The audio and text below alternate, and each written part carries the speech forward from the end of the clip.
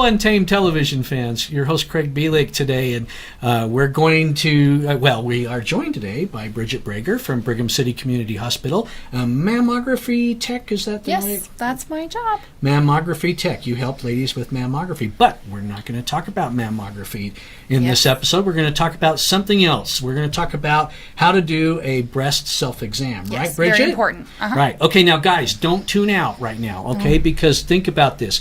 You're a guy, but you have a mother, you have a daughter, you have a wife, you have a sister, all of that kind of stuff. So this information is important. So And men should do self-breast exam too. Oh, they should. No, yeah, they're not immune to breast cancer. Nowhere near as common as it is for women, but men should also do breast self-exam. I actually know this because I'm a fan of a drummer named Peter Criss. Do you know who Peter Criss is? I don't. He was the original drummer for the rock band Kiss. Okay. And he is a male breast cancer advocate. Yes. You can look it up online. He had breast cancer, very serious case, and had to undergo, I think, chemo and surgery and a few other things like that. So you're absolutely right. So, okay, so look, I happen to be a man, and I, in fact, do have breasts, 2 of them. Okay.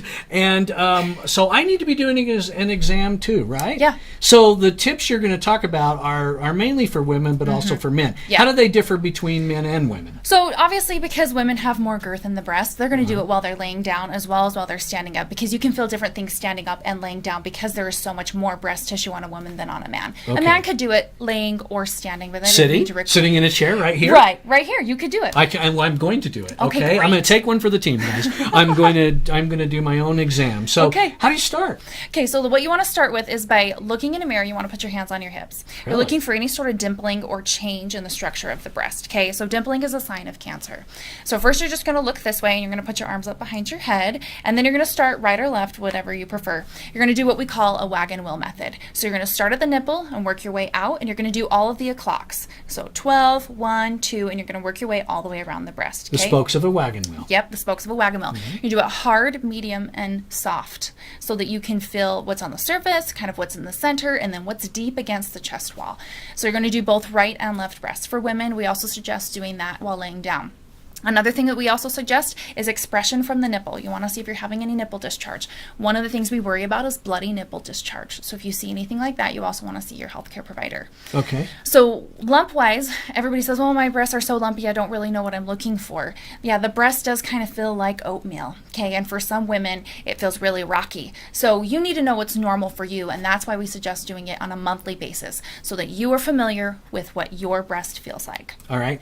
Now, this is a great idea, but it doesn't take the place of a mammogram for women over 40. No. I mean, they should be doing this also. Right. But doing your own exam doesn't take the place of a mammogram. No, so we're suggesting monthly self-breast exam, annual clinical breast exam, annual mammogram. All right. So what you're looking for is something soft like your nose, okay? Soft like your nose, probably not too worried about it, okay? Hard like your chin, more worried about it. I swear my nose and chin feel exactly the same. There's something, I don't know, there's something wrong. That's maybe me. A little lower. That's me. So also you want to keep a journal, right? So you want to write down, okay, 3 o'clock, right breast, felt something soft, about the size of a pea, movable. Okay, keep a little journal. The next month, do you feel the same thing? You want to do it at the same time of the month too, because for women, our hormones are changing, and depending on where our hormones are at, our breast tissue is going to change with that. Got it. So you don't want to compare during your cycle. Right, this is a good way against not during your cycle. Yeah, best time to do it is like the week following your cycle, when breast tenderness is down,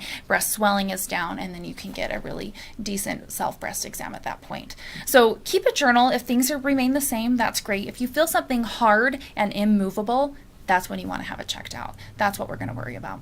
Good. This is great advice. Okay, so let's switch to us guys. What? Same thing? Okay, so yeah, for men, you're going to look for, you can express from the nipple, you can do the wagon wheel, all the way around, all the o'clocks, and you're still going to keep the journal.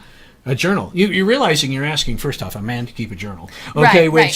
Okay, so I'm just really lucky if you're going to do this on a couple times a year as a man, right? You're just going to say, oh, okay, everything feels all right. Right, something like that. But men do get breast cancer. They do get breast cancer, yeah. And a lot of men get another condition that we call gynecomastia, which is benign in the breast, but men can get breast lumps from estrogenic growths. So sometimes when people switch prescription meds, it can cause it. Or I get sometimes bodybuilders who are on a lot of supplements and protein powder, and it's causing xenoestrogens in the body, and it's causing some breast growth. Yep, that's my problem. Bodybuilder. Right? I need to do it. I need to do it much more often. I mean, look at that. Can you? I mean, It's great. It's great. Yeah, that's so my important problem. for everybody, just to be familiar with your body. Occasionally, breast cancer can be extremely fast growing and very invasive. It's not very common for that type of breast cancer, but when it happens like wildfire. I had a patient who had a clear mammogram in December. In March, she comes back with a lump in her breast. Invasive, fast-growing breast cancer. But she can owe it to herself because she did clinical breast exam. She's like, well, I don't think this is normal.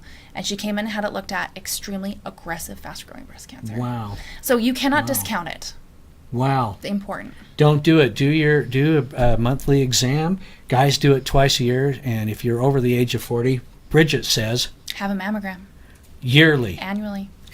That's a better way to put it. It's a better way to put it. Good advice from Bridget Breaker with Brigham City Community Hospital. Thank you for joining us. Of course, there's always more information at brighamcityhospital.com. Left the community out of the website just to make it a little shorter. And Bridget is there to answer your questions too. You got a question about a mammogram? You got a question about an annual exam? You got a question about doing your own exam? Call Bridget. Let her help you. Let her help you. And thank you for joining us. UNTAMED TV. UNTAMED.